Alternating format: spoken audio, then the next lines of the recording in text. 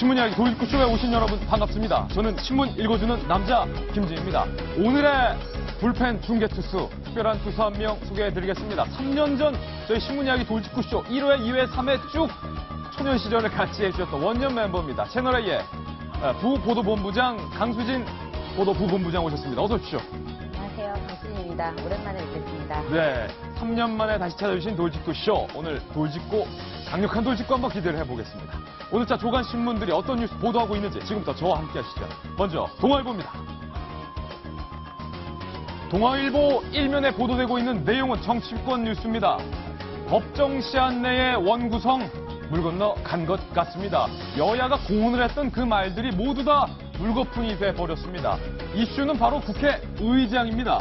내가 하겠다, 아니다, 내가 하겠다. 새누리당과 더불어민주당이 서로 이 국회의장을 하겠다고 나서면서 합의가 안 되고 있습니다. 법정 시한은 오늘까지인데 아무래도 20대 국회도 공언한 것, 법정 시한 어길 것 같습니다. 다음 신문입니다. 이번엔 한국일보입니다. 한국일보 정치권 뉴스입니다. 뉴욕 간 이해찬 의원 뭐라고 말했을까요? 외교관 캐릭터는 정치에 안 맞는다. 이거 누구 의미한 겁니까? 누가 봐도 반기문 총장에 대해서 언급을 한 건데 반 총장이 이른바 친노를 친박 경제용으로 쓰려는 것 아니냐라는 지적이 있었는데 이해찬 의원이 제대로 돌직구를 날렸습니다. 외교관은 정치와 안 맞는다. 이해찬 의원의 속내 오늘 짚어보겠습니다. 다음 신문입니다. 이번엔 조선일보입니다. 조선일보 사설 준비했습니다. 조선일보에서 박원순 시장에 대한 사설을 쓰고 있는데 어떤 내용일까요? 구의역 사고 원인에 대해서 근본 수술한 뒤에 대권 행보하라. 박원순 시장 재임 동안 3번의 스크린도어 사망 사고가 발생했지만 박 시장 노 대책을 아무것도 준비하지 못하고 있다라는 비판에 대해서 대권 행보하려면 구의역 사고 해결하고 대권 행보해라. 라는 따끔한 사설 썼습니다. 잠시 후 이것과 관련돼서 박원순 서울시장이 10시 저희 생방송 신문이야기 돌직구쇼 방송 시간 중에 이 스크린도어 사망 사고와 관련된 입장을 발표할 예정입니다. 잠시 후 박원순 서울시장 어떤 입장, 어떤 사과를 발표할지 저희가 생중계로 한번 들어보겠습니다. 다음 신문입니다. 이번에 경향신문입니다. 박근혜 대통령이 참석했던 프랑스 행사에서 이른바 아르바이트생을 구하는 과정 중 예쁜 분을 모집합니다. 라는 문건이 뒤늦게 드러나서 이 무리를 빚고 있습니다. 박 대통령이 참석했던 프랑스 한류 행사에 행사 진행자 등을 뽑으면서 예쁜 분 등 어떻게 보면 다소 성차별적 기준을 언급했다. 공공연히라는 사실이 확인이 된 건데요. 예쁜 분이면 좋겠지만 그래도 대놓고 예쁜 분을 뽑는 것은 문제가 있지 않냐라는 뒷말들이 나오고 있습니다. 다음 신문입니다. 이번엔 한겨레 신문인데요. 돌리면 나옵니다. 한겨레 신문입니다. 박지원 원내대표가 연일 손학규 전 대표를 영입하려는 그런 움직임을 보이고 있는데 오늘도 계속됩니다. 박지원 원내대표와 내가 그때 손학규 대표랑 얘기를 해봤더니 손학규 대표가 정의화는 안 한다고 하더라. 이간질입니까? 라고 밝혔는데 딴 당에 못 가게 하려는 박지원 원내대표의 강력한 구애 정도로 해석하면 될 것 같습니다. 잠시 후 다뤄보겠습니다. 다음 신문입니다. 이번에 서울신문입니다. 여교사 성폭행 사건이 일파만파 퍼지고 있습니다. 그런데 5년간 섬에서 관사 생활했던 어느 20대 여교사가 서울신문과 인터뷰를 가졌는데 이런 인터뷰 내용을 밝혔습니다. 한밤중에 학생 아빠가 상담을 요청해서 가보니 술자리였더라. 혼자 관사에 있을 때 나오라고 발로 문을 차기도 했었다. 비단 이번에 성폭행을 당했던 여교사뿐만이 아니었습니다. 지금도 섬 오지 어딘가에서 홀로 관사를 지키고 있을 여교사들이 털어놓은 힘든 교사 생활에 대해서 저희 돌직구쇼에서 잠시 후 조명해 보겠습니다. 다음 신문입니다. 이번엔 중앙일보인데요. 역시 돌리면 나옵니다.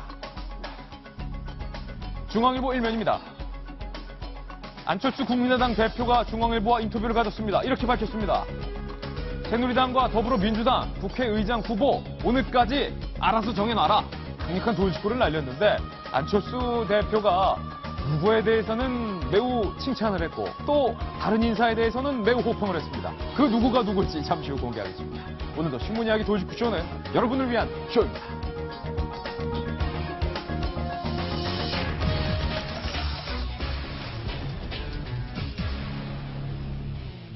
네, 오늘도 신문 이야기 돌직구쇼 힘차게 문을 열겠습니다. 오늘 저희가 준비한 돌직구 신문의 첫 번째 기사를 지금 바로 공개하겠습니다. 정말로 안타까운 사건입니다. 섬마을 여교사를 마을 주민 3명이 성폭행한 사건. 일파만파 그 후 폭풍이 이어지고 있습니다. 경찰의 조사도 이어지고 있는데요. 오늘 저희 신문 이야기 돌직구쇼는 채널A의 단독 취재 내용으로 문을 열겠습니다. 성폭행이 있었던 그 다음 날 남성 3명이 한데 모여 말을 맞춘 사실이 확인됐습니다. 박선희 기자의 단독 보도입니다. 경찰이 피의자들을 조사하는 과정에서 범행 다음 날 이들이 다시 식당에 모인 사실을 확인했습니다. 여교사 성폭행과 관련해 대화를 나눴다는 겁니다. 이런 사실이 드러남에 따라 경찰은 증거를 은폐하거나 수사에 대비해 미리 말을 맞췄을 가능성에 대해 집중 추궁하고 있습니다. 그 다음날 만난 것 같아요, 서로 아침에. 어제 있었던 일에 대해서 얘기를 했다고 그래요. 조사 과정에서 2명은 범행 사실을 인정했습니다. 그러나 나머지 1명은 자신의 DNA가 확인됐는데도 술에 취해 기억이 나지 않는다며 여전히 혐의를 부인하고 있습니다. 여교사를 관사에 데려간 식당 주인 49살 박모 씨는 성추행 혐의를 받고 있고 35살 이모 씨와 39살 김모 씨가 차례로 관사에 침입해 성폭행한 혐의를 받고 있습니다. 유일하게 혐의를 인정하지 않고 있는 김 씨는 영장 실질심사에서 담당 판사에게 호되게 야단을 맞은 것으로 알려졌습니다.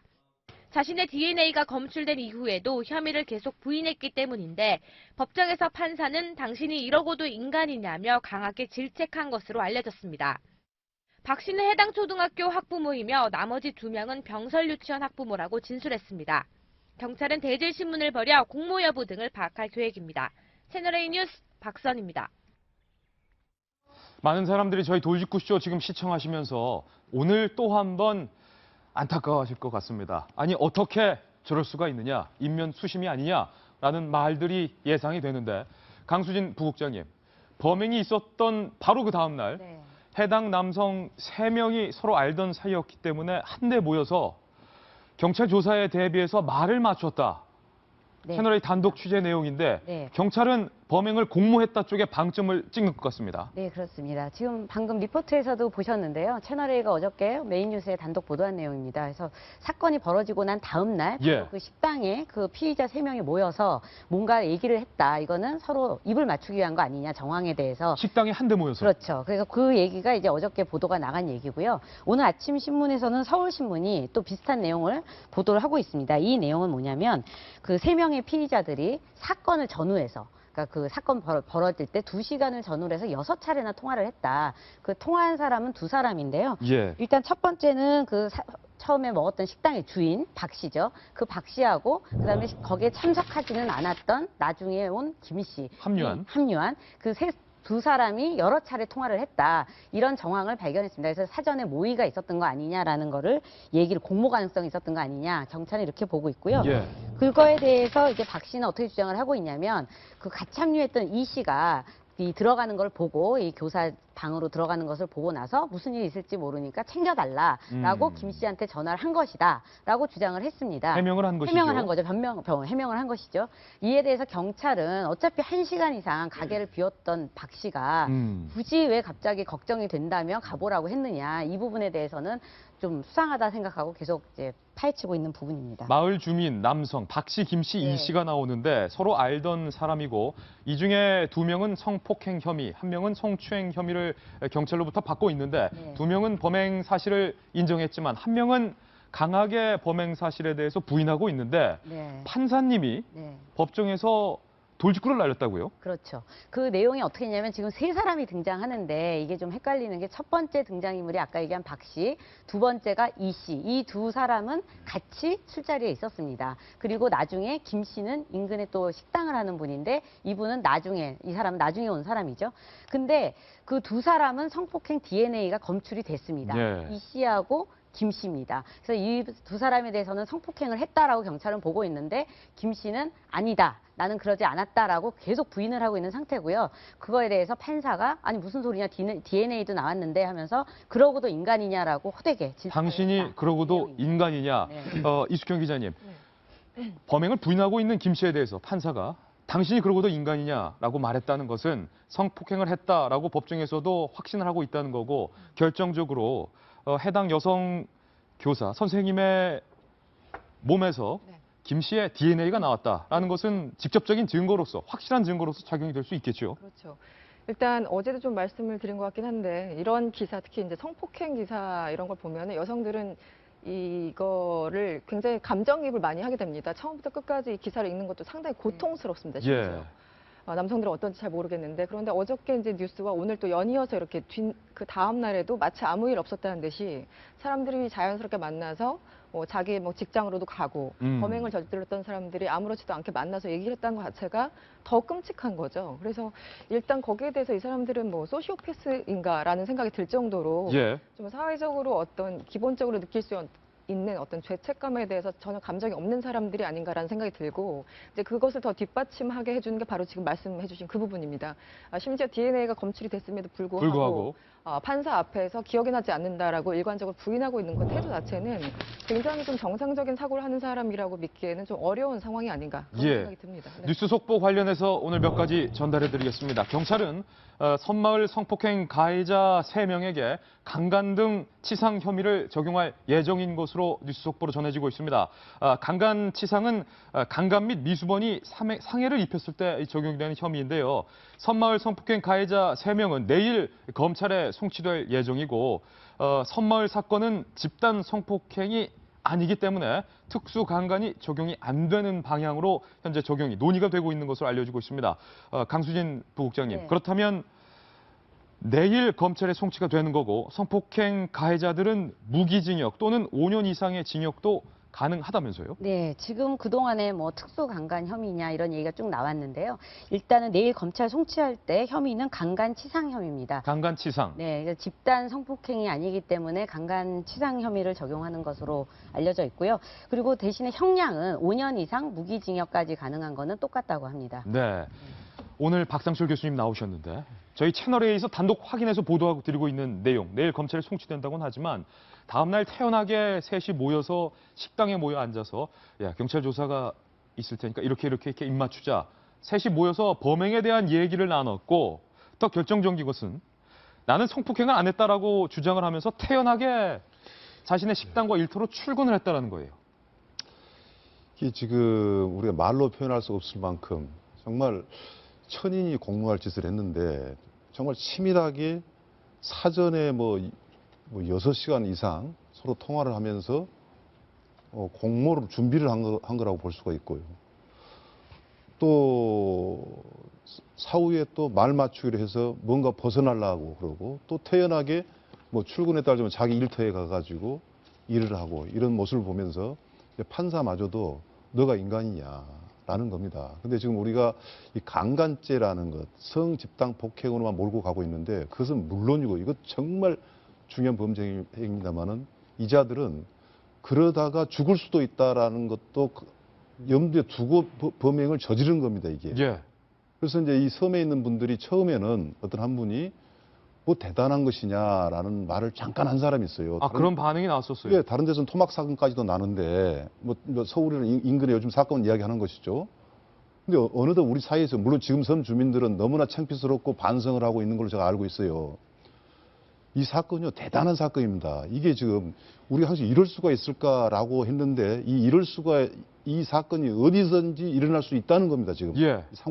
상황이라는 것이 물론 우리가 이 사건을 집중적으로 모든 것을 수사와 모든 것을 집중해서 우리가 보아야 되겠지만 우리 사회의 그 안전망이라는 것이 그냥 사회가 어느 간데마다 예를 들어서 지금 보십시오.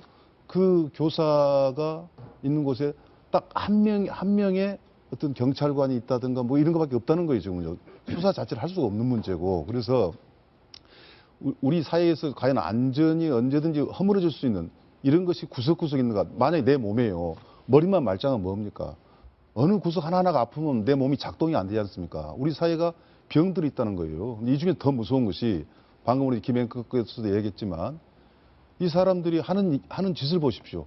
사전에 공모를 해가지고 또 입을 맞춰가지고 그 다음에 태연하게 자기 일터 가서 어마한 그물을 살피고 있고 이런 모습들을 한번 상상을 해보란 말이죠. 이 마음의 양심이 완전히 뭉개지고 있다는 겁니다. 구석구석이. 우리가 예. 시골, 섬 그러면 뭔가 정서적인 어떤 거 생각도 했지 않습니까? 그래서 이 사건은요, 이 사건 자체가 정말 천인공노할 짓이기도 하면서도 이 근본적인 대책이 너무나 필요한 이 시점. 결코 가벼이 봐서는 안 될 문제다라는 건데 태연하게 출근하는 가해자들을 바라보면서 해당 섬 주민들은 경악을 했습니다. 저희 채널A가 해당 주민들을 인터뷰했습니다. 들어보시죠. 망신도 이건 개망신이지. 이거 뭐 솔직한 말로 이거 무슨 인간이 할 수 있지 않냐 이거.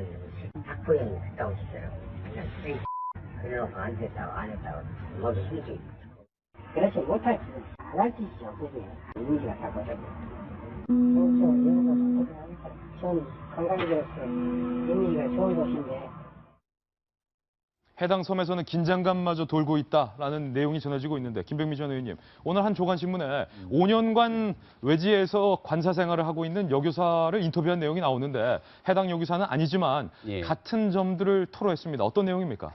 과거의 경험담을 얘기를 했는데 뭐 듣고 보면 끔찍하죠. 이분의 얘기는 첫 번째 이렇습니다. 그 좁은 섬마을에 있기 때문에 학교의 운영위원회라는 곳이 있다는 거예요. 이 운영위원회에서 힘센 학부모들 혹은 지역 유지들이 자꾸 뭔가를 권하고 술을 한잔 하라 그러면 이거 피할 수가 없다라는 거죠. 심지어 밤 11시 정도에 당구장에서 급한 일이 있다고 오라고 전화를 했다라는 겁니다. 그러니까 당연히 우리 학생이 무슨 일이 생겼나 보다 하고 선생님이 뛰어갔겠죠. 뛰어가니까 아이고 선생님 오셨습니까? 우리 술이나 한잔 하시죠. 어허. 이게 말이나 되는 일이 이런 경험담을 털어놓고 있고요. 또 심지어 이런 식으로 여교사한테 치근덕거리니까 참다 못한 여교사가 어떻게 할까 고민하던 끝에 결국 이 남자의 부인에게 가서 선생님 아무래도 남편분이 밤마다 좀 전화로 오는 게 심상치 않습니다라고 예. 하니까 이 부인은 또 이런 얘기를 했다는 거예요. 경험담입니다. 선생님이 예쁘셔서 그러겠죠. 그러니 이분이 한 5년 정도의 도서벽지에서 근무를 하고 나가고서 있었던 경험담을 토대로 얘기를 하고 있는데 정말 이런 상황에서 사고가 안 터지는 게 신기하겠죠. 예. 근데 그런 과정에서 이제 또 결국은 해당 정부의 대책들이 내놓는 게 그럼 여교사를 도서벽지에 못 버리게 하겠다라는 것 아니겠습니까? 저는 여기서 지금 제일 걱정되는 게 이 섬마을에 살고 있는 아이들이에요.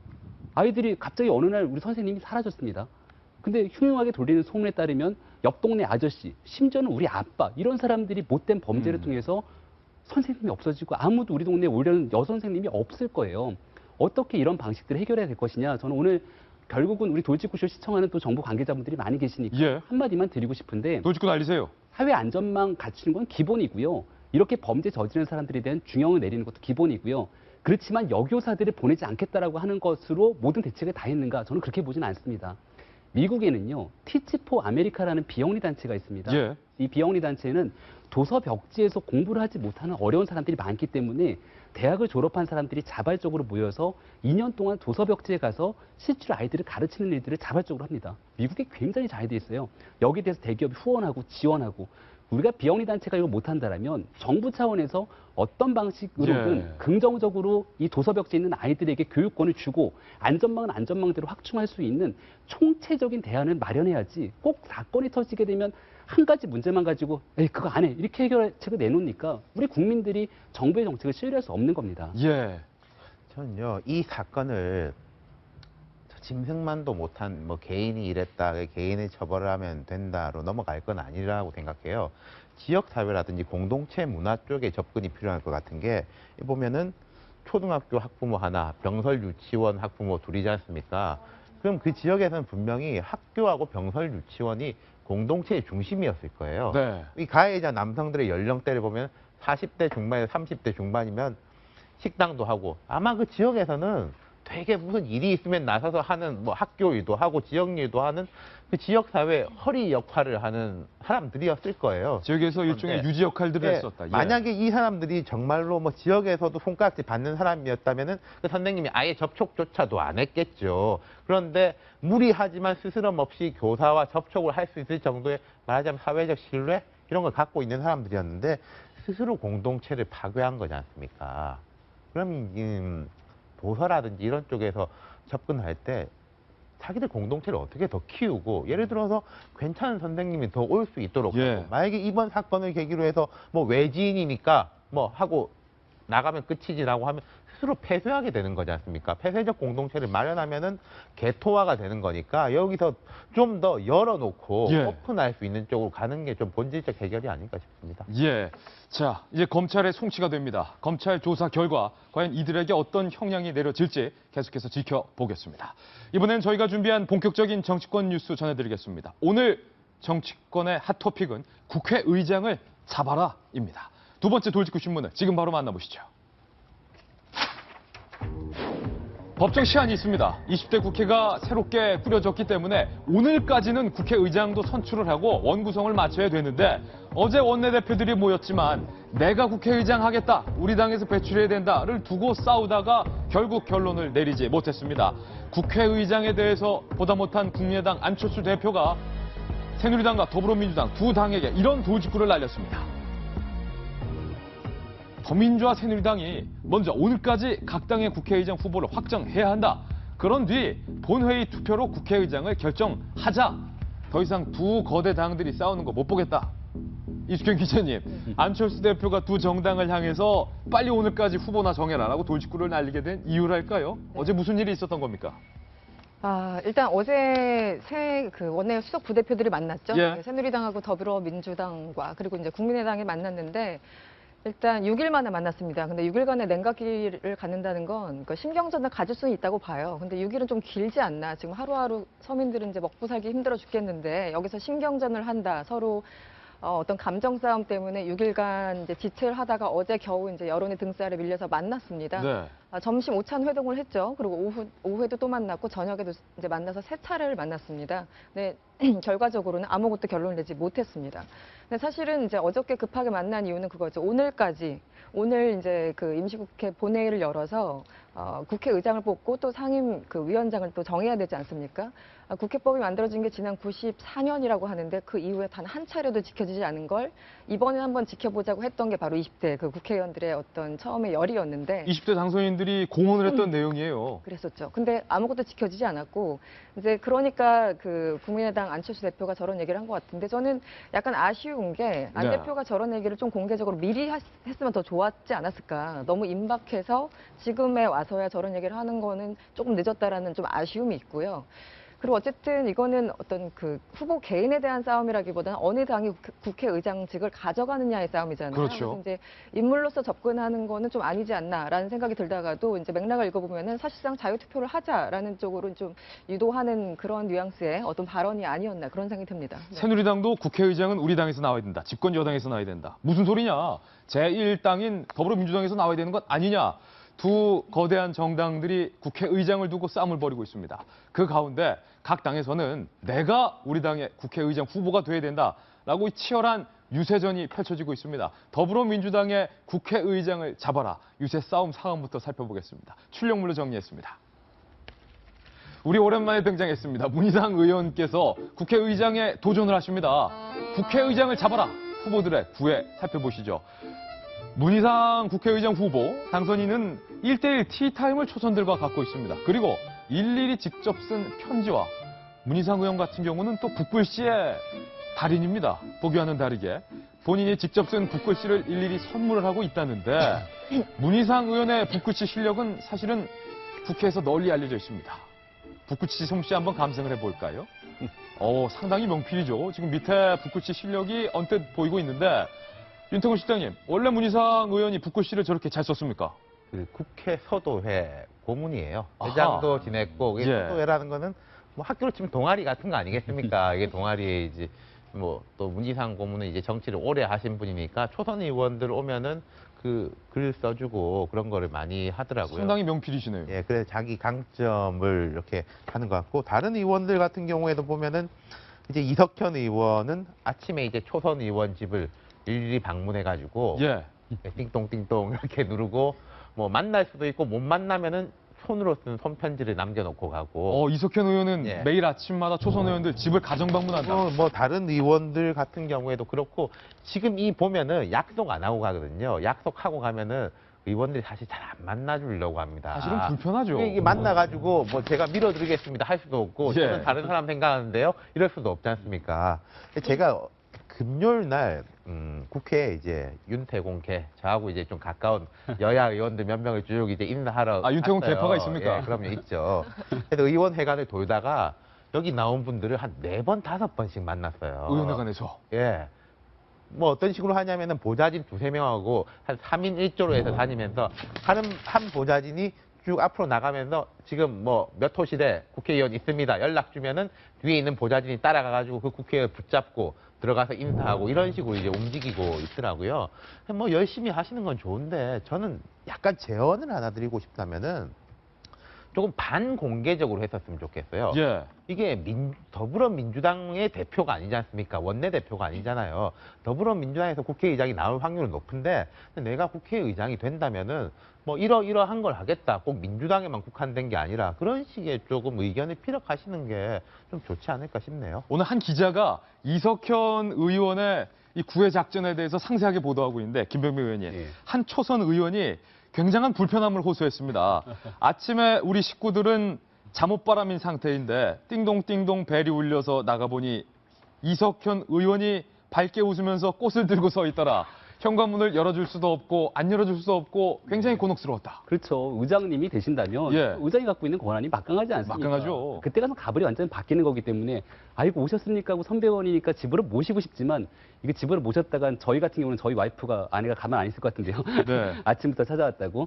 어쨌거나 그런 방식으로 구애작전을 벌이는 건 저는 그래도 너무 긍정적이고 그 노력하는 모습이 좋아 보인다는 얘기를 좀 드리고 싶어요. 왜냐하면 조금 국회는 다른 얘기긴 하지만 얼마 전에 서울시 의회 같은 경우는 의장 선거한다고 결국은 돈으로 돈봉투 걸리다가 걸려갖고 의장직 날아가고 몇 사람들 거기에 대해서 다 처벌받고 그랬거든요. 이게 좁은 단위의 선거다 보니까 아무래도 예전 같으면 금품이라든지 이런 것들로 사람들의 표를 매수하는 그런 못된 경우들도 있었는데 어쨌든 나의 노력으로 나의 인품으로 뭔가를 어필하고 그거를 받겠다는 의미이기 때문에 그런 노력은 참 좋게 평가하고 싶다라는 얘기가 들고요.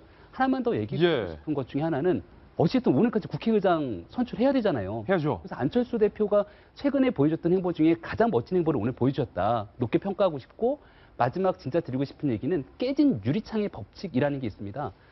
그 한 유리창이 이렇게 말짱한 유리창이 깨져 있으면 지나가는 사람들까지 다 던져갖고 그 유리창이 완전히 박살이 난다는 얘기들인데 국회 처음 시작하는 이 행보에서 법을 안 지키는 걸 한번 딱 안 지켜버리면 그다음부터는 에라 모르겠다 그러고 국회 막 나갈 수 있는 그 기준점이 되는 게 바로 오늘이거든요. 그래서 20대 국회 처음 시작하는 날부터 법을 반드시 지킬 수 있기를 저는 좀 간곡히 바라봅니다. 예, 정세균 의원 같은 경우도 박선출 교수님, 초선 의원들이 단체로 딴 버스에 예정 외에 올라서 우리 초선 의원님들 먼 길 가시는데 잘 다녀오십시오. 90도로 배웅도 하고 왔다는데.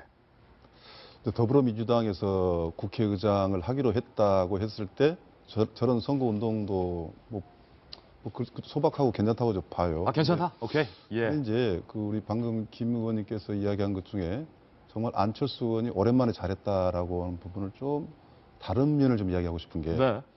우리가 지금 국회의장을 조만간에 정하면 됩니다. 그렇게 이제 못하고 있는 건 아니에요. 그런데 국회의장을 정할 때 2가지 원칙이 좀 필요합니다. 하나는 20대 총선 결과의 의사를 반영한 국회를 구성하라라는 거 하나 하고 그다음에 국회 운영의 기본적인 룰을 따르라. 즉 원리대로 하면 되는 것인데요. 그래서 20대라는 건 여소야대 아닙니까? 여소야대 반영을 한다면 야당이 더 많다고 생각하면 야당에서 의장이 나온 것이 맞다고 생각이 들거든요. 집권당이 나온다는 것은 그 원칙에는 어긋난 것이죠. 그런데 조금만 제가 말씀을 드리면 나라마다 조금씩 다른 게 예. 미국 같은 경우는 국회의장이 정해져 있습니다. 상원 의장 같은 경우는 부통령 런닝메이트 하는 것이고 하원은 다수당이 하는 거예요. 그런데 우리는 이제 유럽식의 내각제 같은 형태도 있어가지고 서로 연정을 하는 겁니다. 그러니까 예를 들어서 지금 다수당이 한다면은 더불어민주당이 하겠지만 또 야당이면 야당도 나오겠지만 연정을 해서 새누리당하고 국민의당이 같은 연정을 한다면 거기서 의장이 나와도 되는 거예요. 지금 제가 무슨 말씀을 드리고 싶냐면은 지금 더불어민주당도 새누리당도 절대적으로 지금 다수당이 아닙니다. 그러면 둘 간에 정하는 것은 불가능한 것이고 제3당이 나왔지 않습니까? 예. 제3당이 싸움을 시키는 것인지 흥정은 붙이라 그랬지 않습니까? 흥정을 붙이면 저는 국민의당 입장에서 야당에서 국회의장이 나온 것이 여소야대의 의사에 맞다. 이 한마디면 그 국회의장은 게임이 끝나는 것이에요. 게임 끝나는 거다. 그렇죠. 오히려 그것은 1대 1당과 2당한테 책임을 미루면서 둘이 잘 못할 것 같으니 둘이 해결해내라. 이 말은 어쩌면 제3당이 가질 수 있는 아주 좋은 캐스팅 보트를 포기하는 거다. 안철수 대표가 놓치고 있는 것이다. 그 면을 제가 지적하고 있습니다. 이번에는 새누리당의 이 국회의장 도전장을 내민 후보의 면면을 좀 살펴보겠습니다. 여러 후보들이 있지만 오늘은 정가윤 의원이 국회의장에 새누리당에서는 도전장을 내밀었는데, 그런데 강수진 부국장님, 네. 정겸은 의장은 국회의장에 도전장을 내밀었는데 요즘 새누리당에서 핫한 의원들이 바로 3선도 아니고 4선도 아니고 무려 5선 반열에 오른 의원들의 각기 다른 도전장이 화제가 되고 있는데 네, 어떻게 되고 있습니까? 5선을 한 의원 5인방이 있는데요. 그 각기 다르게 이번에 20대 국회 때 뭐 정치적으로 좀 도약을 하려는 그런 승부수를 띄운다 이런 얘기입니다. 그래서 그 5인방은 뭐 가나다 순으로 말씀드리겠습니다. 예. 심재철 의원, 원유철 의원, 이주영, 정가윤, 정병국 의원인데요. 이 중에 세 사람은 이제 당대표를 노리고 있습니다. 당대표를 노리고 있는 의원이 바로 여기 보이는 이제 원유철 의원, 원철 의원, 그다음에 정병국 의원, 이주영 의원입니다. 예. 원유철 의원 같은 경우는 이제 뭐 연구 모임도 만들면서 새를 좀 몰이에 나섰다 이런 평가를 듣지만 일단 총선 패배 관련한 책임론이 이제 좀 걸림돌이 될 수도 있지 않나 이런 얘기를 듣고 있고요. 이주영 의원은 아시다시피 세월호 때 장관으로서 그 했던 이주영 의원이 그때 좀 평가를 조금 받았던 의원이죠. 그 정병국 의원은 이제 비박이죠. 이명박 정부 시절에 문화체육관광부 장관을 했으니까요. 이 세 사람은 이제 당대표를 노리고 있고 아까 말씀대로 정가윤 의원은 국회 부의장을 했지 않습니까? 그러니까 이번에는 국회의장을 노려보겠다라고 하고 있는데 이제 서청원 의원이 최다선 의원이 있으니까 내부에서 어떻게 교통정리가 될지 보고 있습니다. 예. 신재철 의원 같은 경우는 이제 국회 부의장을 목표로 하고 있습니다. 네. 김병민 전 의원님, 예. 새누리당에서 뭐 국회의장도 이슈지만 당대표가 누가 되느냐가 이슈예요. 지금 벌써 여기만 해도 원유철, 이주영, 정병국 5선 의원들이 각자 당대표에 도전했는데 최경환 의원도 당대표 나온다는 얘기가 있어서 친박에선 노선 정리가 좀 필요할 것 같아요. 그래서 지금 이주영 이 의원 같은 경우 예. 가장 골칠 거예요. 본인은 아마 지금 벌써 선거운동을 하고 있지 않을까라는 저는 내심 생각이 드는데 네. 왜냐하면 전당대회가 여름에 친다 그러면 시간 얼마 안 남았거든요. 그리고 전국 대상으로 해야 되기 때문에 일단은 이주영 의원도 마찬가지고 친박계 입장에서는 교통정리가 필요하겠죠. 여러 사람이 나와버리면 결국 표가 분산돼서 뽑힐 확률이 적어지니까. 두 번째로 그러면 반대쪽에 비박계의 대표주자로 일단 현재까지는 나와 있는 게 정병국 의원인데 정병국 의원이 과연 비박계 전체 표를 담아낸 비박계 대표주자냐. 예. 또 그게 좀 부족하지 않냐라는 얘기들이 나와요. 그래서 아직까지 현재 나와 있는 후보군만 갖고는 전당대회 모습이 다 그려지지 않기 때문에 저는 한 달 정도만 조금 더 지켜보면 새로운 그림이 나오지 않을까 생각합니다. 예. 정치권 뉴스 두 번째 뉴스 전해드리겠습니다. 국회의장을 과연 어느 당이 잡는지 주목을 해보겠고요. 어제 저희 돌직구쇼에서 대선을 1년 앞두고 벌써 정치권이 요동을 치고 있다. 합종 연횡 1탄 보도해드렸는데 반응이 뜨거워서 오늘 다시 돌아왔습니다. 요동치는 정치권 합종 연횡 2탄 준비했습니다. 오늘도 정치적 거물에 대한 구애는 계속되고 있습니다. 첫 번째 구애는 안철수 의원이 오늘은 입을 열었습니다. 손학규 대표와 같이 정치를 했으면 좋겠다. 공공연하게 커밍아웃을 했고요. 그러면서 유승민 의원을 안철수 대표가 치켜 세웠는데 아니 이게 무슨 내용인지부터 한번 짚어보겠습니다. 김병민 의원님, 네. 손학규 전 대표에 대해서 안철수 의원이 공개적으로 우리 당에 함께 와라. 같이 대통령 후보 경쟁하자. 얼마 전에 박지원 원내대표가 먼저 러브콜을 보내니까 저도 사실 이 자리에서 얘기했는데 안철수 대표는 별로 안 좋아할 거예요. 이런 얘기들을 많이 사람들이 했잖아요. 그러니까 안철수 대표가 허허 웃으면서 무슨 소리냐. 손학규 대표님 우리한테 오십시오라고 공개적인 러브콜을 보낸 거고요. 한 단계 더 나아갔고 지금 현재까지는 당적이 없는 무소속의 유승민 의원을 대상으로 유승민 의원이 진짜 훌륭하신 분이다. 특히 그분이 원내 교섭단체 대표연설 했을 때 그 진정성, 난 정말 감동받았다 이런 얘기를 하시는 거예요. 결국은 안철수 대표와 국민의당이 왜 이런 선택과 행동들을 할까라는 게 제일 궁금한 대목이라고 저는 생각하는데 결국은 중도 표심 잡기에 나섰다 저는 이렇게 보여집니다. 네. 이게 무슨 말인고 하니 안철수 대표 얘기 중에 이런 얘기가 있어요. 양극단이 정치 변화를 막고 있다. 그걸 해결하기 위해 국민의당이 있는 거잖아요. 여기서 말하는 양극단이라는 거는 새누리당과 더불어민주당을 얘기하는 것 같은데 반기문 유엔 사무총장 새누리당 갈 거다라고 얘기하는 것 같고요. 더불어민주당인 누가 뭐래도 문재인 대표가 있지 않습니까? 라고 얘기를 하는 건데 손학규 전 상임고문 유승민 의원이 만약에 양극단에 서 있는 당으로 다시 돌아간다면 회귀하게 된다면 그 사람들이 양극단에 있는 게 아니라 중도까지 포함한 정당이 되는 거잖아요. 그래서 이 두 분들을 어떻게든 국민의당으로 끌고 와야 중도 진영에 있는 제3지대의 영역을 최대한 많이 확보할 수 있기 때문에 안철수 대표가 이런 얘기를 하시는 게 아닌가 생각이 듭니다. 안철수 대표의 인터뷰 전문 몇 가지를 준비했습니다. 흥미로운 부분들은 안철수 대표가 누구에 대해서는 칭찬을 하고 누구에 대해선 은근히 견제구를 날렸다는 사실입니다. 하나씩 살펴보시죠. 먼저 첫 번째 인물은 손학규 전 대표에 대한 부분입니다. 손학규 대표에 대해서 박지원 원내대표도 그렇고 안 대표도 그렇고 왜 이렇게 영입을 하려고 하냐? 기자가 물으니까 이렇게 답했습니다. 우리에겐 정치 변호가 필요하다. 능력을 가진 분들이 우리와 함께 했으면 좋겠다. 손학규 전 대표에 대해 말하는 거죠. 국민의당은 자유롭게 경쟁하는 플랫폼 정당이 되겠다는 게 진심이다. 보수도 들어오고 진보도 들어오고 중도도 들어와서 공정하게 경쟁을 하자. 손학규 전 대표에 대해서는 안철수 대표가 능력 있는 분이다. 이렇게 높이 평가했습니다. 계속해서 질문은 이어집니다. 손학규 전 대표가 만약에 영입에 성공한다면 내년 대선에서 안 대표와 경쟁을 해야 할 텐데 말입니다. 라고 묻자 안 대표 이렇게 말합니다. 현명한 국민의 판단을 항상 믿는다. 국민은 알파고 수준이다.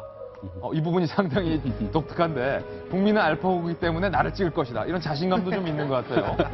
정치인들 머리 꼭대기 위에 국민이 서 있다. 라고 밝혔는데 윤 실장님, 네. 안 대표가 손학규 전 대표가 영입되더라도 경선한다면 내가 이길 것이다. 그건 이제 이런 거겠죠. 예. 그런 자신감도 약간 깔려 있을 수 있겠지만은 판을 키워야 된다. 국민의당 같은 경우에 저는 이게 더불어민주당도 위험한 거는 문재인 독주 체제로 가면은 위험하거든요. 예를 들어 막 여러 경쟁하는 가운데서 문재인 전 대표가 다시 이긴다면은 업그레이드 되는 문재인이 돼서 대선의 가능성이 높아지는 거고 지금 안 대표 같은 경우에도 여러 사람들하고 경쟁하는 과정에서 커진다면 대권에 대한 가능성이 훨씬 높아지는 거기 때문에 실제로 많은 사람이 오기를 바랄 겁니다. 그것은. 그리고 이제 손학규 전 대표하고 이야기하는 게 이게 전형적인 연횡이죠. 예. 말하자면 친박 반기문 이렇게 보는 건 합종이고 이 연횡인데 아까 이제 김병민 위원이 말씀하신 게 중도층에 대한 뭐 유승민까지 이렇게 포괄 하는 게 있고 그다음 손 대표하고의 관계는요. 제가 좀 아니까 과거 스토리를 말씀드리자면은 안철수 대표가 대선에 도전한 게 2012년 9월 19일이에요. 그 전에 이제 8월 초쯤에 그때는 더불어민주당이 아니죠. 민주당 이제 경선이 끝이 났습니다. 손 대표가 졌잖아요. 문 대표가 이기고 문 후보가 됐지 않습니까? 한 9월 말에서 10월 초쯤에 걸쳐가지고 손학규 캠프에 있던 한 중간쯤에 있는 스태프들이 우르르 집단적으로 안철수 캠프로 이제 많이 들어왔었어요. 지금 그 중에서도 뭐 안 대표 주위에 있는 가까이 있는 사람들도 많고 그러니까 그때부터 좀 거부감이라든지 그렇습니까? 옛날부터 덜했다. 예. 그리고 이제 가운데서 이제 인적 구성들이 겹치는 것도 있기 때문에 그런 뭐 불편함 말하자면 이게 친노 뭐 친문 진영에 대해서 느끼는 그런 불편함 같은 건 덜할 거라는 거죠. 예. 계속해서 이어지겠습니다. 다른 당 정치인 중 참 괜찮은 사람이다 하는 사람은 누구를 꼽을 수 있느냐라는 기자의 질문에 대해서 잠시 생각한 뒤 미리 생각을 다 해놨겠죠, 사실은. 유승민 의원을 고민 끝에 골랐습니다. 유승민 의원은 지난해 교섭단체 대표 연설 때 진정성이 느껴져서 참 좋았다. 대한민국은 자유민주주의 공화국, 헌법이 중시되는 대한민국이다. 지금까지 들었던 대표 연설 중에 제일 공감했다. 유승민 의원을 딱 꼽았는데 김병민 의원님, 네. 이거 유승민 의원을 딱 꼽았다는 것은 무엇을 의미합니까?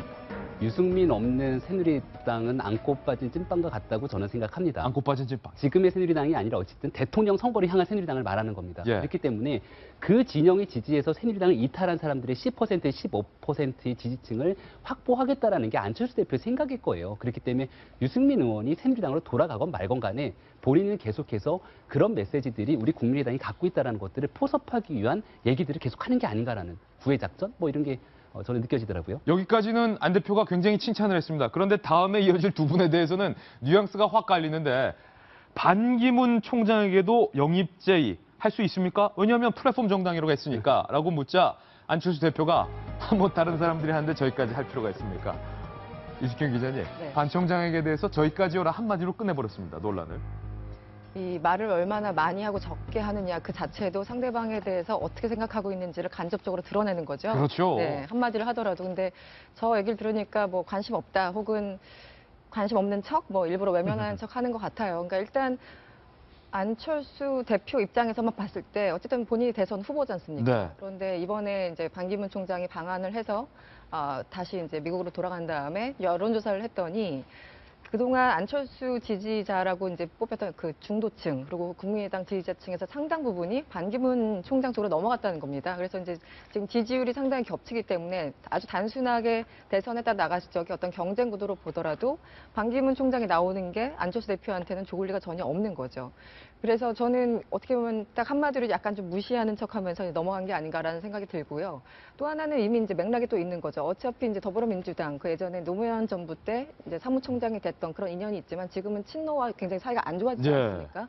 봉하마을도 억지로 가서 뭐 참배를 하고 이런 것 때문에 사실은 친노들로부터 이제 완전히 외면당하고 있는 상황이고 게다가 지금 친박에서 저 사람은 사실은 우리 사람이야라고 계속 뉘앙스를 풍기고 있는 상황에서 이 제3당인 국민의당까지 또 관심을 보이면은 일단 없어 보일 것 같아요. 상당히 예. 없어 보이고 지금 뭐 맥락에서 보더라도 지금 끼일 자리도 없는 것 같고 그래서 더욱더 그 잠재적인 어떤 잠룡이라고 하는 그 유승민 의원이나 혹은 손학규 의원 이런 분들에게 더 이제 그 손짓을 하는 것 같고 마지막 하나만 말씀드리면 지금 정의화 전 국회의장이 정치 결사처를 만든다고 했잖아요. 그래서 이제 이게 내년 어떤 정계 개편에 또 하나의 영향이 있을까 없을까 여러 가지 지금 호사가들 사이에서 여러 가지가 있는데 유승민 의원 같은 경우는 거기에 개입하지 않겠다라고 예. 얘기를 했었고 그리고 지금 박지원 원내대표 입을 통해서 뭐 확인된 건 아니지만 손학규 전 고문 같은 경우도 정의화 전 국회의장 쪽에 가지 않겠다라고 이제 전해지고 있어서 여러 가지 좀 계산을 하고 저런 발언이 나온 게 아닌가라는 생각이 듭니다. 예.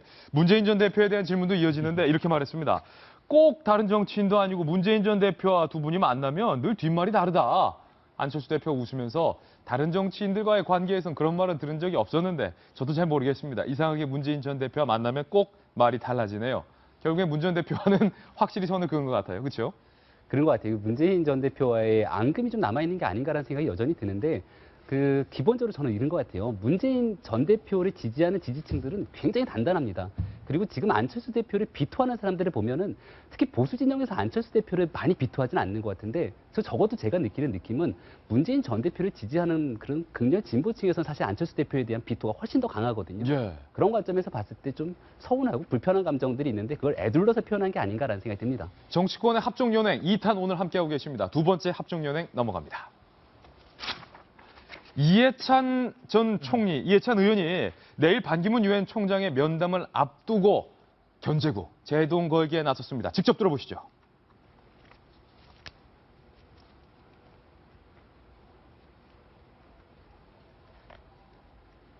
사람들은 되게 정치에는 캐릭터가 잘 안 맞아요. 보면 정치라고 하는 거는 물에 빠지면서도 건너가야 되는 거거든요. 외교관들은 돌다리도 두들겨보고 안 건너간다고 그러잖아요. 우리나라 이런 갈등이 심한 정치의 외교관들의 캐릭터는 저는 그렇게 적합하다고 보지는 않습니다. 정치적으로 대선 후보까지 나간 사람은 없잖아요. 그 외교 관계 외에 인식의 깊이가 그렇게 높지가 않다고요. 돌다리 두드리고 안 건너는 외교관과 국내 정치는 맞지 않는다. 친노를 활용하려는 것 아니냐라는 지적에 대해서 이해찬 전 총리가 돌직구를 날렸네요. 네. 사실 그러니까 만남이 지금 예정돼 있지 않습니까? 그러니까 현지 시간 7일 만나기로 돼 있는데 만나기도 전에 저렇게 디스를 해버리면 예. 어쩌자는 건지. 어쩌자는 건지. 네, 저는 읽으면서 참 재밌다는 생각이 들었고 역시 예. 이해찬 총리구나 아직 죽지 않았다. 이분의 어떤 스타일이 그렇잖아요. 항상, 내가 친노의 좌장이다. 그렇죠. 그런 예. 것도 있고 항상 직설적으로 표현하고 그리고 돌직구를 던지는 스타일인데 그 어떤 성정이 죽지 않았다라는 느낌이 일단 첫 번째로 들었고. 네. 만나기 전에 저런 발언을 한다는 건 사실 그건 것 같아요. 그러니까 앞으로 어떤 정치적인 그 과정에서 내년 뭐 특히 이제 대선을 앞두고 당신과 특별히 우리가 이제 나눌 대화는 많지 않을 것이다라는 어떤 견제구 내지 경고장을 미리 좀 날려보낸 것은 아닌가. 그러면서 뭐 또 글쎄 모르겠어요. 이해찬 전 총리 같은 경우는 뭐 정치 구단이기 때문에 여러 가지 또 이제 함수들이 있긴 있겠지만 기본적으로 반기문 총장에게 네. 경고장을 주면서 이제 만남을 준비하는 그런 과정이라고 생각을 하고 또 그만큼 친노의 어떤 좌장으로서는 그 어떤 분노감을 간접적으로 좀 표현해 준 게 아닌가라는 예. 생각도 듭니다. 네. 봉하마을을 제때 찾지 않았던 것에 대한 불편함을 드러낸 것 아니냐라는 그게 얘기도 크죠. 있고 네. 주도권을 잡으려 했다라는 얘기도 있는데 이 말을 들은 반기문 유엔 사무총장 측에서도 일종의 발끈을 했습니다. 뭐라고 말했는지 한번 살펴보겠습니다. 노무현 정부가 만든 유엔 사무총장이다라고 말이 많잖아요. 이것에 대해서 유엔 사무총장은 특권 정권이 아닌 대한민국 정부가 이뤄낸 성과다. 이렇게 선을 그었고요. 노무현 정부가 처음으로 반 총장을 밀지는 않았다는 건 다 아는 사실 아니냐? 제가 좀 이야기해 볼까요? 예. 저는 이제 첫 번째 부분에 대해서는 뭐 틀린 말이 아니라고 생각합니다. 특정 정권이 아니라 대한민국의 국격과 이제 한국이 50년, 60년 동안 한국 국제사회에서 인정받은 그것에 모아져서 간 건데, 두 번째 부분은요, 냉정하게 봤을 때 그 당시에 그런 반기문 외교장관이 국제적으로 정말 인정받는 인사였어가지고 뭐 국제사회에서 저 사람 정도면은 우리 유엔 사무총장으로 시켜줬으면 좋겠다라는 뭐 여론이 형성된 건 전혀 아니지 않습니까? 실제로 그때 정부에서 전략적으로 우리 후보를 딱 정해가지고 적극적으로 밀어가지고 된 거거든요. 그래서 그 부분에 대해서는 저는 좀 듣는 사람들 입장에서 첫 번째는 가능한 이야기, 그런데 두 번째는 좀 너무 그런 거 아닌가. 그 당시로 한 10년 예. 전으로 되돌아보면은 그런 느낌이 좀 드네요. 예, 박 교수님. 서로 반 총장 측과 이해찬 총리 측이 주고받는 모양이에요? 그래서 주고받다고 봐야죠. 예. 네. 저는요, 저 부분을 이제 아까 합종연행 시리즈 차원에서 본다면, 네. 반기문 유엔 사무총장의 어떤 그 대선을 향한 정치 어떤 확장성 측면에서 볼 필요가 있을 것 같습니다. 저게 지금 뭐 이해찬 의원하고 반기문 의원, 즉 더 넓혀서 이야기하면 친노 세력과의 어떤 그 합종연행까지 연결시킬 필요는 없는 문제 같고요. 반기문 유엔 사무총장이 앞으로 향후 대권 행보에 있어서 과연 그 집안 단속 문제만 갈 것이 중요한 것인가, 네. 아니면 본인의 정치적 스탠스를 얼마나 넓힐 것인가, 뭐 이런 것들을 주목해서 봐야 될 것 같고요.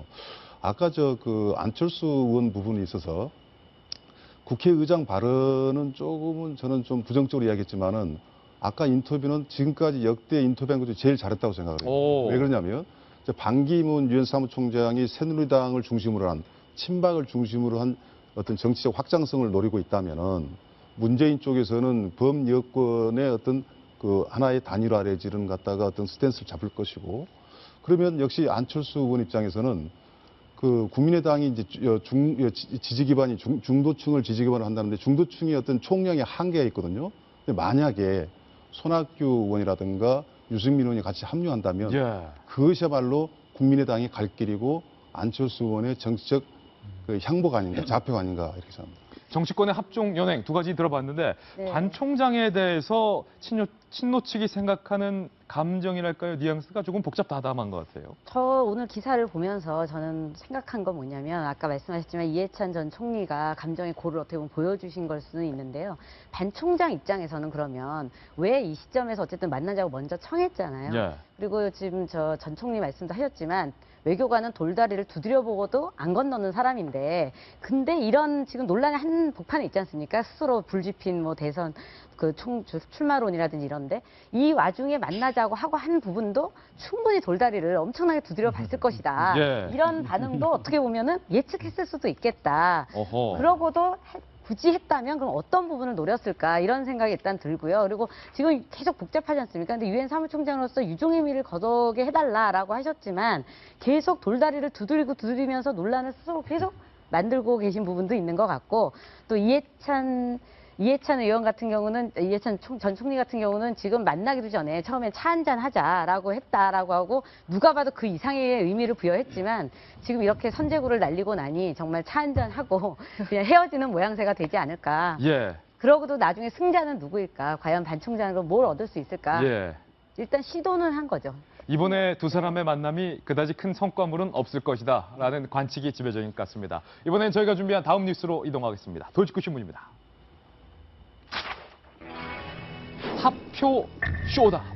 어제 저희 돌직구 쇼에서는 강한 비판을 했습니다.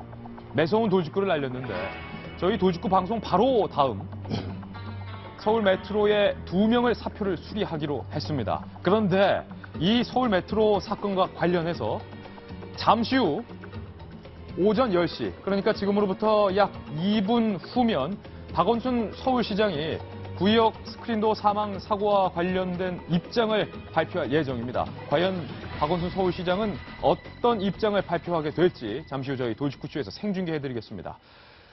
자, 2명의 사표를 받았어요. 네, 서울 메트로 어저께까지만 해도 사표 쇼라는 비판을 받았죠. 180명 팀장급 이상 간부들 사표를 받아놓고 그리고 나서 구의역사 같은 게 한 번 더 발생하면 수리하려고 한다라고 얘기해서 엄청나게 비판을 받았는데 결국은 경영진 2명의 사표를 받았고요.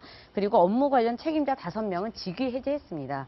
근데 사실은 2명 사표 받고 그리고 이제 감사도 이제 사표를 곧 수리할 예정이라고는 하는데 뭐 그 정도로 끝낼 사안은 아닌 거죠. 어떻게 보면 그건 본질은 아니지 않습니까? 이번 사건에. 예. 그것만으로는 이게 불충분하다라는 얘기가 있고요. 지금 말씀하셨듯이 이제 입장 표명을 한다고 하는데 얼마나 실효성이 있는 입장 표명이 나올까.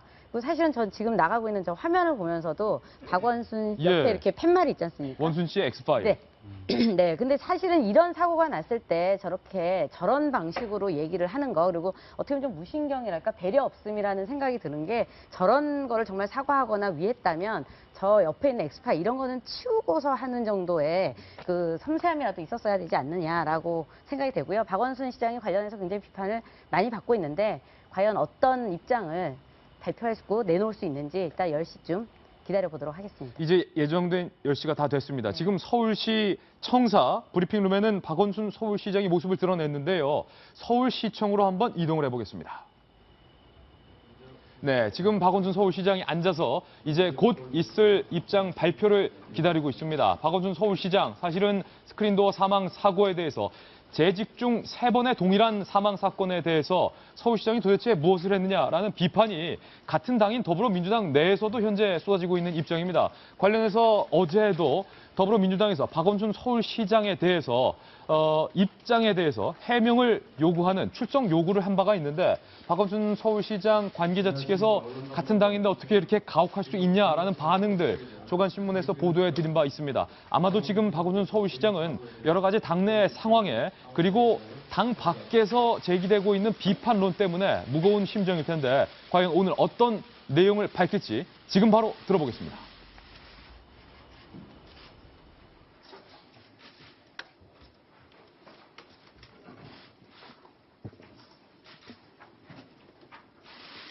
컵라면으로 끼니를 때우고 140만 원 월급 중에 100만 원을 저축하며 기관사의 꿈을 꾸던 청년의 꿈을 지켜주지 못했습니다. 미안하고 또 미안합니다. 시민의 꿈을 지키고 이루어가는 시장이 되겠다는 제 초심을 지키지 못했습니다. 고인과 유가족, 시민 여러분께 머리 숙여 사죄드립니다.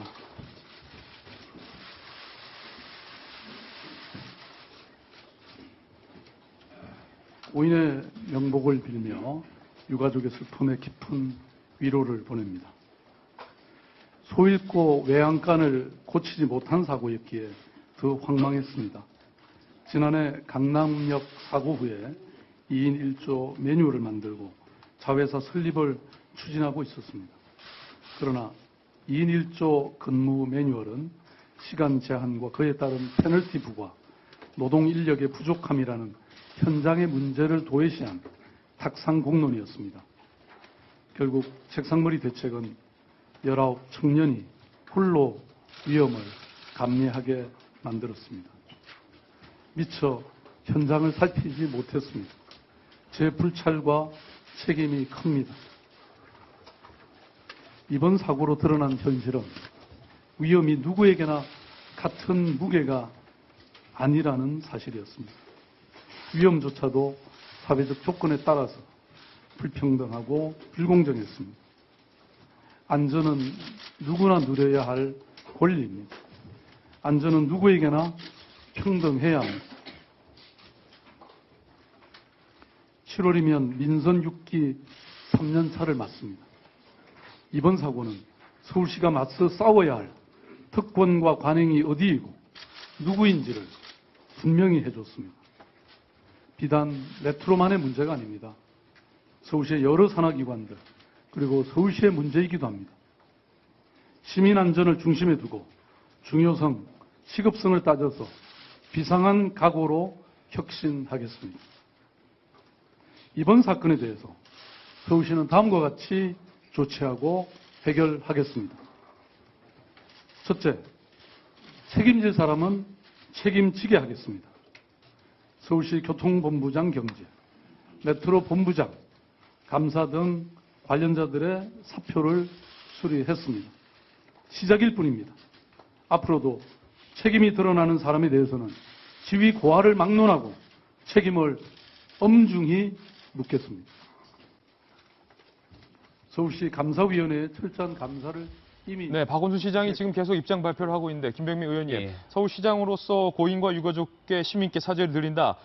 초심을 지키지 못했다. 시장의 잘못이 크다라고 하면서 책임질 사람을 책임지게 하겠다라면서 사표를 수리했음을 밝혔는데 그런데 소잃고 애양간 고치지 못했다라는 박원순 시장의 발언과 같이 예. 책임질 사람을 책임지게 하겠다. 박 시장의 책임도 있다라는 지적도 나오고 있습니다. 그렇죠. 일단은 저 오늘의 기자회견이 너무 늦었습니다. 사고가 났을 때 바로 직후에 저런 기자회견을 열고 사고 수습 대책에 대해서 박 시장이 진정성 있는 메시지를 보여줬었어야 되는데 수차례 여론의 문매를 맞고 나서야 지금 하고 있는 저 기자회견 자체의 진정성을 약간 의심하지 않을 수 없다라는 얘기들을 좀 드리고 싶고요. 지금 벌써 그 두 번 재선의 서울시장이 되셨잖아요. 2014년도 선거 때 박원순 서울시장의 포스터를 보면은 옆모습이 보이는 옆에 문구가 이것이었습니다. 그때가 세월호 사건 이후에 있었던 지방선거였는데 여러분 곁에 누가 있습니까? 라는 문구가 아직도 저는 마음을 울렸거든요. 그 당시에 세월호 사건을 현 정부가 제대로 막아내지 못했기 때문에 그 수많은 아이들이 희생하지 않았느냐라는 수많은 목소리들이, 비판의 목소리들이 있었고 박원순 서울시장은 거기에 맞서 싸우는 뭔가 내가 시장이 된다라면 정말 여러분과 함께 시민의 안전을 지켜줄 거라고 얘기를 했지만 지킬 수 있었던 안전들을 지키지 못했던 지금의 모습들을 가지고 저는 이번 기자회견이 좀 마음이 아팠다라는 생각이 들고요. 마지막으로 책임질 사람을 책임지게 하는 부분 당연히 해야 되는 건 아주 기본적인 의무인데요. 오늘자 조선일보 사설에서는 이런 식으로까지 얘기를 하고 있습니다. 결국 박원순 시장께서 그동안 보여주셨던 행보가 대통령 후보로서의 행보를 보여주셨거든요. 대권 후보 나가시는 거 좋은데 결국 핵심은 본인이 시장의 직위로서, 시장의 직무로서 시민의 안전을 책임질 모든 의무를 다 하고 나가라는 얘기입니다. 근데 사실 오늘 기자회견 이후에 대권 행보에 대한 얘기가 나올지 모르겠습니다만은 현재까지는 이런 얘기들이 나오지 않고 있거든요. 그래서 저는 박원순 시장께서도 조금 더 진정성 있게 본인의 얘기를 전달하고 싶으면 서울 시민의 안전을 총체적으로 책임지고 근본적인 대책을 내놓을 때까지는 저는 대권 출마하지 않겠습니다라고 얘기를 하시는 것도 방법이지 않았을까라는 생각이 듭니다. 오늘 조선일보 사설 제목 한번 보여드리겠습니다. 박원순 서울시장 구의역 사고 원인을 근본 추스란 뒤에 대권 행보를 하라라는 내용 지금 보도하고 있는데 사실은 최근에 박원순 서울시장의 행보는 서울시장으로서의 행보보다는 잠재적인 대권 후보로서의 행보로 성격이 더 맞았는데 결국에는 그렇기 때문에 세 번의 재임 중 사고가 있던 것 아니겠습니까? 앞에 사고를 과거의 사고를 지금 최근 대권 행보하고 연결시키기 조금 무리한 것 같고 이번 사고 같은 경우는 그렇게 비판 그러니까 계속된 사고에도 불구하고 대책이 제대로 세워지지 않았다. 아마도 오늘 제가 알기로는 이 간담회 그 담화문 발표 후에 질의응답이 있는 걸로 압니다. 분명히 기자들이 그 부분에 대해서 물어볼 거예요. 뭐 박 시장이 뭐 오늘 그 부분에 대해서 명확하게 이야기할지 모르겠습니다만은 분명한 건 이겁니다.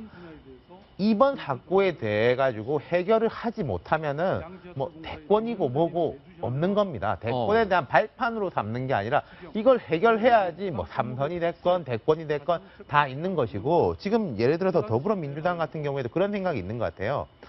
야권 전체가 이건 박원순 시장에 대한 보호냐 아니냐의 차원이 아니라 저는 그런 생각이거든요. 야권 전체가 시험대에 올라왔다. 그럼 우리가 그동안 그렇게 여권을 비판을 했는데 우리는 이렇게 다를 수 있다는 실력을 보인다면은 뭐 집권의 가능성이 더 높아지는 거고 여기서도 계속 뭐 남탓만 하고 뭐 10년 동안 누구 때문에 이렇게 됐다라고 마치 야당이 비판에 맞지 않았던 여당의 모습을 그대로 미러 이미지로 보인다면은 뭐 볼 것도 없는 거고요. 그런 부분을 명확하게 알고서 대응하시길 바랍니다. 한때 박원순의 사람으로 불렸던 기동민 전 서울시 정무 부시장조차 박원순 서울시장의 책임에 대해서 이렇게 질타했습니다. 책임은 오로지 또 박원순 시장한테 다 오는 겁니다. 벌써 3번의 사고가 있었잖아요. 박 교수님, 박 시장의 오늘 기자회견이 있지만 늦어도 너무 늦었다. 그리고 지금 서울시가 수립하겠다는 오늘 이 대책 역시 과거에 다 나왔던 대책을 재탕한 것이다. 지금 전반적으로요, 박원순 시장 스타일의 어떤 뭐 서울시정이라든가 대권 행보가 많이 망가지고 있는 것 같아요. 박 시장이 정말 그걸 이야기했죠. 정말 서울 시민이 살맛 나는 그 서울시로서 어떤 안전을 강조했고 사람을 강조했어요. 그래서 뭐 이명박 전 시장이라든가 오세훈 전 시장 같이 눈에 보이고 가시적인 효과는 하지 않겠다고 했는데 최근에 보면은요, 신속하게 나타난 거, 메르스 때 히트를 쳤지 않습니까? 약간 무리를 했고 비판을 받았지만은, 근데 어느 날 갑자기 서울시장이 있을 필요가 없을 광주에 가 있다든가 이런 모습을 보고 대권 행보 외에는 달리 설명이 안 되지 않습니까? 예. 그래서 이번에 이제 특히 그 스크린도어 사건 같은 경우는 처음 생긴 사건도 아니지 않습니까? 만약에 박원순 시장이 저걸 비판할 입장에 있다고 치면 지금 기동민 의원 같은 경우도 부시장을 했기 때문에 저 정도밖에 말을 하지 않죠. 실제 더 심한 비판을 할 수밖에 없는 내용이 저는 있다고 보고요. 그래서 저는 박원순 시장이 아까 우리 앵커께서 소개를 했지만 조선일보 사설같이 이번 문제를 근본적으로 수술하고 나서 대권 행보에 나서라 라는 반대의 이야기를 듣도록 시정에 전념을 해서 그 모습이 대권으로 갈 수도 있고 안 갈 수도 있고 이런 식으로 원점으로 와야죠. 이것도 아니고 저것도 아닌 것은 박원순 스타일을 완전히 망치고 있다 이렇게 생각이 듭니다. 박 시장의 입장문을 저희가 좀 미리 받아서 봤는데 그동안 제기돼왔던 이른바 박원순 서울시장님과 인연이 있는 인사들로 서울 메트로의 핵심 보직이 구성됐던 이 낙하산 인사에 대한 부분은 박원순 서울시장께서는 이에 대해서는 아무런 언급을 하지 않아서 그 점이 조금 오늘의 아쉬운 점으로 꼽히게 될 것 같습니다. 저희는 광고 이후에 돌아오겠습니다. 잠깐만요. 오늘 안 좋은 소식들이 몇 가지 있는 것 같아서 오늘의 휘날레 기사는 굉장히 긍정적인 기사로 준비했습니다. 오늘 휘날레 기사의 주인공 만나보시죠. 웃는 고래. 고래가 웃어서 웃는 고래라는 별명을 갖고 있는 대한민국의 토종고래 상괭이가 태안 앞바다에서 100마리가 발견이 됐습니다. 건강하게 헤엄치는 모습으로 100마리가 발견이 됐습니다. 과거 태안 해안국립공원에서 기름 유출 사고로 과연 우리 태안 앞바다가 언제쯤 회복이 되느냐라는 것이 관건이었는데 깨끗한 물에서만 서식할 수 있는 상괭이가 100마리가 발견됐다는 것은 태안 앞바다도 깨끗하게 회복이 됐다라는 의미이겠죠. 굉장히 긍정적인 신호가 아닐 수 없습니다.